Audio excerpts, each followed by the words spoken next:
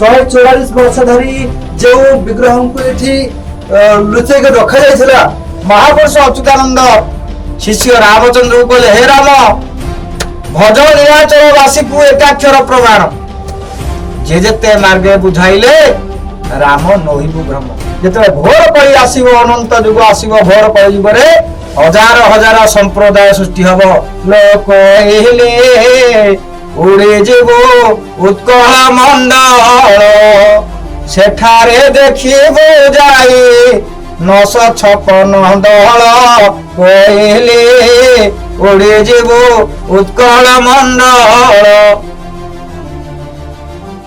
तब दर्शक बंधु देखु आम बर्तमान पहुंची जाइछु सही 144 वर्ष धरी जो विग्रह को ये लुचेक रखा जाइए से पीठरे यहाँ हूँ पश्चिम ओडिशार सुवर्णपुर जिलार प्रसिद्ध मालिका पर्वत पीठ जार ना हूँ पाताल श्रीक्षेत्र।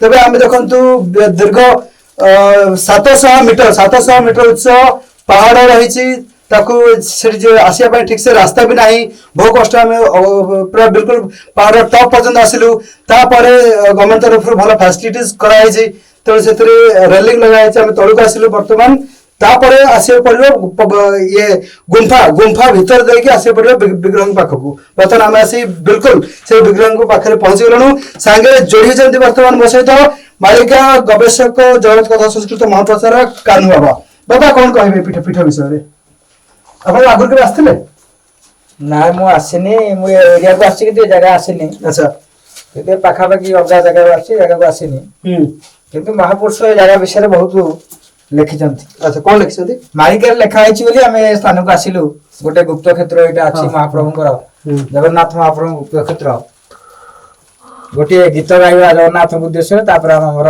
महापुरुष चलो मन जीवा चलो श्री महाबाहुंको तरे चलो मन जीवा चलो श्री बाहु चरण तले धर्म अर्थ काम मोक्ष धर्म अर्थ काम मोक्ष लभिबार अबहे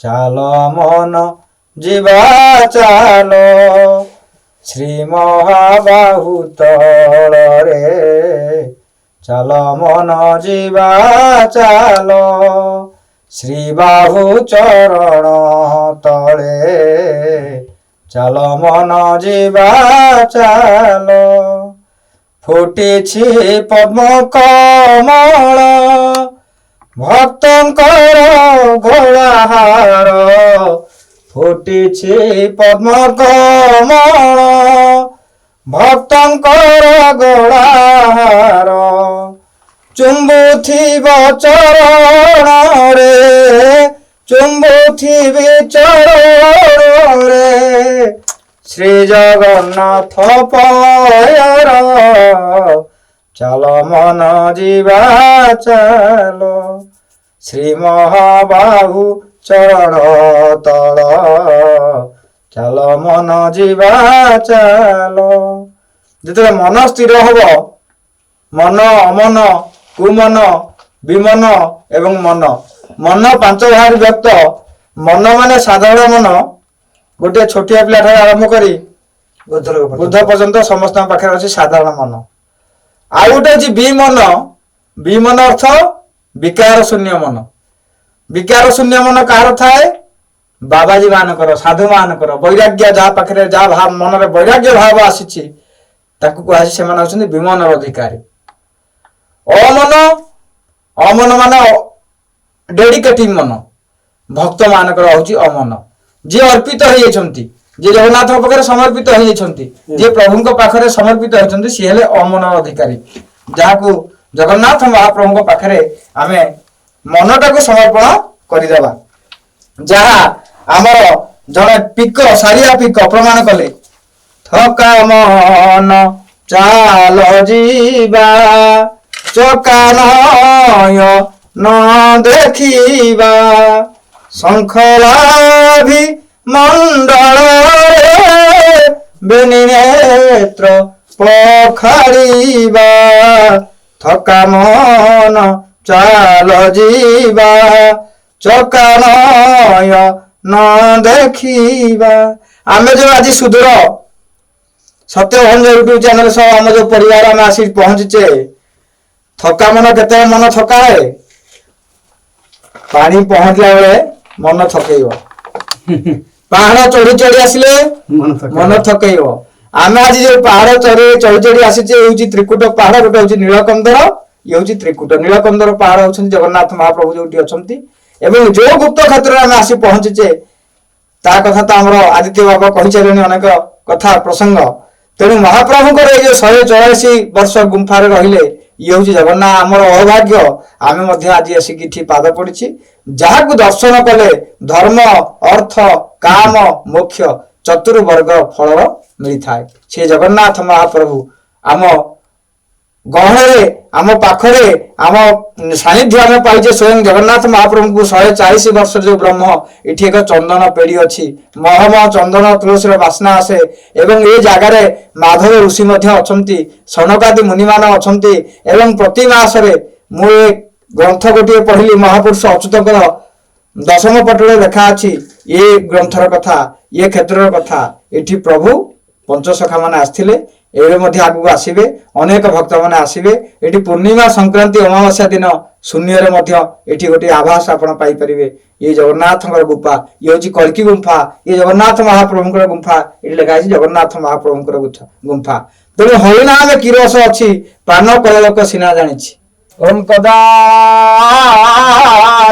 କାଳନ୍ଦୀ ତଟ ବିପିନ ସଙ୍ଗୀତ କରବୋ ମୁଦା ଭୀରି ନାରୀ ବଦନ କମଳା ସ୍ୱାଦ ମଧୁପ ରମା ଶମ୍ଭୁ ବ୍ରହ୍ମା ସରପତି ଗଣେଶାର୍ଚିତ ପଦୌ ଜଗନ୍ନାଥ ସ୍ୱାମୀ ନୟନ ପଥଗାମୀ भव तुमे बोल आनंद कवार हरि बोल। हरि नामे की रस अछि पान कला लोक सीना जानी। हरि नामे की रस अछि पान कला लोक सीना जानी। हरि नामे की रस अछि ता नाम रसरे मजी गले थरे, ता नाम रसरे मजी गले थरे जीवन कुतार्थ होइब किछि। हरि नामे की रस अछि पान कला लोक सीना जानिछि।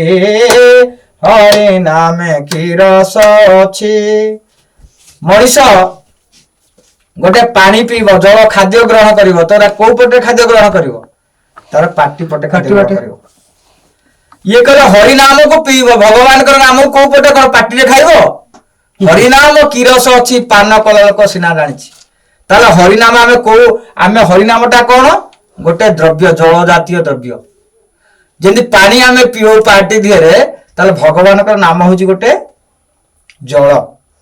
ताको आमे कोउ पटे पिया मनीष जल पीले पानी बाटे पिए। भगवान कर नाम को कोउ बाटे पियो, पाटी बाटे पियो कि?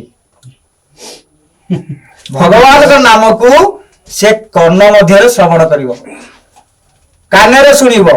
कर्ण होची ज्ञानेन्द्रिय, पंच कर्मेन्द्रिय पंच ज्ञानेन्द्रिय अछि।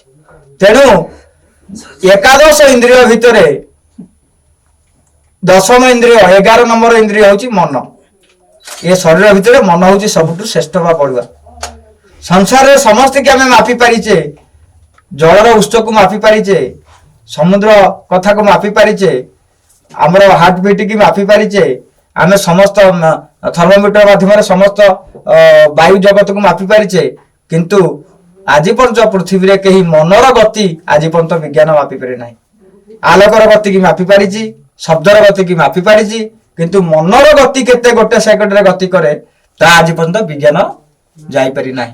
सेइतबे प्रभु कहउछंती भज नीलाचल बासी को एकाक्षर प्रमाण যে যেতে মার্গে বুঝাইলে রাম নহিবু ভ্রম। মহাপুরুষ অচ্যুতানন্দ শিষ্য রামচন্দ্রକୁ କହିଲେ ହେ ରାମ ଭଜ ନୀଳାଚଳ ବାସୀକୁ ଏକାକ୍ଷର ପ୍ରମାଣ ଯେ ଯେତେ ମାର୍ଗେ ବୁଝାଇଲେ ରାମ ନହିବୁ ଭ୍ରମ। ହଜାର ହଜାର ଥର ଲକ୍ଷ ଲକ୍ଷ ଥର ପାଦ ଛୁଆଇକି କହିଛନ୍ତି ଯେତେବେଳେ ଘୋର କଳି ଆସିବ, ଅନନ୍ତ ଯୁଗ ଆସିବ, ଘୋର କଳି ଯୁଗରେ ହଜାର ହଜାର ସମ୍ପ୍ରଦାୟ ସୃଷ୍ଟି ହବ, ହଜାର ହଜାର ଭଣ୍ଡ ଘରୁ ବାହାରିବେ। ହେ ରାମ ତୁ ସାବଧାନ ହେଇଥିବୁ, ଭଣ୍ଡାମି କଥାରେ ପଡିବୁନି। ଆଚ୍ଛା ପାଦ ଛୁଇଁକି ମହାପୁରୁଷ କହିଲେ ଏମିତି ହଜାର ଭଣ୍ଡ ଗୁରୁ ଆସି ସେ କଣ କରିବେ ନା ଅନେକ ସମ୍ପ୍ରଦାୟ ସୃଷ୍ଟି କରିବେ, ଭେଦଭାବ ସମ୍ପ୍ରଦାୟ ସୃଷ୍ଟି କରିକି ତା ଭିତରେ ଜିହାଦ କରିବେ, ଧର୍ମ ଯୁଦ୍ଧ ହବ ଧର୍ମ ନାମରେ। ରାମ ତୁ ସେ ଭଣ୍ଡାମିରେ ପଡିବୁନି, ସେ ଚୁଗୁଲାମିରେ ପଡିବୁନି, ଭଣ୍ଡ ଗୁରୁଙ୍କ ସାଥିରେ ମିଶିବୁନି। ଭଜ ନୀଳାଚଳ ବାସୀଙ୍କୁ ଏକାକ୍ଷର ପ୍ରମାଣ ସ୍ୱୟଂ ଅଚ୍ୟୁତ ଗୋଲକନାଥ ସାକ୍ଷାତ ବିଷ୍ଣୁ ସ୍ୱରୂପକଂ କଳିଯୁଗେ ବିହରଞ୍ଚ ଅଷ୍ଟଭୁଜରି ପ୍ରକାଶିତଂ। ଯୋ ମହାତ୍ମା ଅଚ୍ୟୁତ ସୁଧର୍ମ ମହାସଂଘର ଋଷି ସଂଘର ସଭାପତି ଯାହାକୁ କହିଲେ ଅତ୍ୟୁକ୍ତି ହେବ ନାହିଁ, ମହର୍ଷି ରମଣ ମହର୍ଷି ଅଚ୍ୟୁତ ସେ କଣ କହିଲେ ନା ହେ ରାମ ଇଏ କଳି ଯୁଗରେ କଣ ହବ, ହଜାର ହଜାର ସମ୍ପ୍ରଦାୟ ସୃଷ୍ଟି ହବ। ଯାହା ଅଭିରାମ ପରମହଂସ କହନ୍ତି ଲୋକ କହିଲେ ଉଡି ଯିବ ଉତ୍କଳ ମଣ୍ଡଳ, ସେଠାରେ ଦେଖିବୁ ଯାଇ 956 ଦଳ। କହିଲେ ଉଡି ଯିବୁ ଉତ୍କଳ ମଣ୍ଡଳ, କହିଲେ ହେ ରାମ ଯେତେବେଳେ କଳିର ଅନ୍ତିମ ପର୍ଯ୍ୟାୟ ଆସିବ ଉତ୍କଳରେ ଓଡିଶାରେ 956 ଦଳ ତିଆରି ହବ, 956 ଦଳ ତିଆରି ହେବ। ତୁ ସେଥିରେ ଭ୍ରମରେ ପଡିବୁ ନାହିଁ। ବର୍ତ୍ତମାନ ସୁଦ୍ଧା ଅନେକ 956 ଦଳ ତିଆରି ହେଇ ଅନେକ ସମ୍ପ୍ରଦାୟ ସୃଷ୍ଟି ହେଇଗଲେ। ତାକୁ ବାରମ୍ବାର କହିଛନ୍ତି ମୋ ପାଦ ପଦ୍ମ ଛୁଇଁଥିବୁ, ମୂର୍ଖଙ୍କ ଆଗେ ନ କହିବୁ, ଯେବେ କହିବୁ ମୂର୍ଖ ପାଶ, ମୋର ମୃତ ଦେବୁ ବିଷ। ବାରମ୍ବାର ପ୍ରଭୁ ରାମଦାସଙ୍କୁ ପାଦ ଛୁଆଇଛନ୍ତି ହେ ରାମ ତୁ କେବେ ହେଲେ ମୂର୍ଖଙ୍କୁ କହିବୁନି, ମେଛକୁ କହିବୁନି, ସେମାନେ ଟାହି ଟାପାର କରିବେ, କମେଣ୍ଟ ପାସ୍ କରିବେ। ତେଣୁ ଏ ଗୁପ୍ତ ଧନକୁ ତୁ ସାଇତିକି ରଖିବୁ। ଯୋଉ ଗୁପ୍ତ ଧନ ଏକାକ୍ଷର ବ୍ରହ୍ମ କହିଲେ ଭଜ ନୀଳାଚଳ ବାସୀକୁ ଏକାକ୍ଷର ପ୍ରମାଣ। ଏକ ଅକ୍ଷର ହଉଛନ୍ତି ଜଗନ୍ନାଥ ମହାପ୍ରଭୁ, ସିଏ ହେଲେ ଜଗନ୍ନାଥ, ବଳଭଦ୍ର, ସୁଭଦ୍ରା, ସୁଦର୍ଶନ। ଏକ ଦାରୁ ହଉଛି ଗୋଟିଏ, ପ୍ରଥମ ଏକ ବ୍ରହ୍ମ ହେଲା, ଗୋଟିଏ ବ୍ରହ୍ମରୁ 4 ସୃଷ୍ଟି ହେଲେ ସେ ହେଲେ ଜଗନ୍ନାଥ, ବଳଭଦ୍ର, ସୁଭଦ୍ରା, ସୁଦର୍ଶନ। ଜ କହିଲେ ଜନ୍ମସ୍ଥଳ, ଗ କହିଲେ ଗମନସ୍ଥଳ, ତ କହିଲେ ତତ୍ଵରସ୍ଥଳ, ଥ କହିଲେ ସମଗ୍ର ବିଶ୍ୱ ବ୍ରହ୍ମାଣ୍ଡକୁ ଯିଏ ଥୟ କରି ସିଏ ଅଛନ୍ତି ଜଗନ୍ନାଥ ବଳାନନ୍ଦ। ତେଣୁ ସେ ଜଗନ୍ନାଥ ମହାପ୍ରଭୁ ହଉଛନ୍ତି ନୀଳାଚଳ ବାସୀ। ହେ ରାମ ତୁ ସେ ନୀଳାଚଳ ବାସୀକୁ ଲୟ କରିବୁ। ଭଜ ନୀଳାଚଳ ବାସୀକୁ ଏକାକ୍ଷର ପ୍ରମାଣ ଯେ ଯେତେ ମାର୍ଗେ ବୁଝାଇଲେ ରାମ ନହିବୁ ଭ୍ରମ। ଅନେକ ଭଣ୍ଡ ଗୁରୁ ଆସିବେ ବିଶ୍ୱରେ, ଭାରତ ବର୍ଷକୁ ଆସିବେ, ବିଶ୍ୱରେ ଆସିବେ, ଅନେକ ଭଣ୍ଡାମି କଥା କହିବେ। ତୁ ସେ ଭଣ୍ଡାମି କଥାରେ ବୁଲିବୁନି, ଏକମାତ୍ର ଜଗନ୍ନାଥଙ୍କୁ ଜାଣିବୁ। ଜଗନ୍ନାଥ ହିଁ ଅଛନ୍ତି ଶ୍ରେଷ୍ଠ ବ୍ରହ୍ମ, ଜଗତ ବ୍ରହ୍ମ, ଶୂନ୍ୟ ବ୍ରହ୍ମ, ନାମ ବ୍ରହ୍ମ, ସେ ସବୁଥିରେ ଖେଳିକି ଅଛନ୍ତି। ତେଣୁ ଜଗନ୍ନାଥ ମହାପ୍ରଭୁ କଜଳ କାଳିଆ କାହିଁଚ ମାଳିଆ ଚରଣକୁ ମନ ଚାହାରେ, ପଦ୍ମାଳୟପତି ପାଦ ପଙ୍କଜରୁ, ପଦ୍ମାଳୟପତି ପାଦ ପଙ୍କଜରୁ, ସୁଧାମ କରନ୍ଦ ପାରେ, ଅଜଳ କାଳିଆ କାହିଁଚ ମାଳିଆ ଚରଣକୁ ମନ ଚାହାରେ।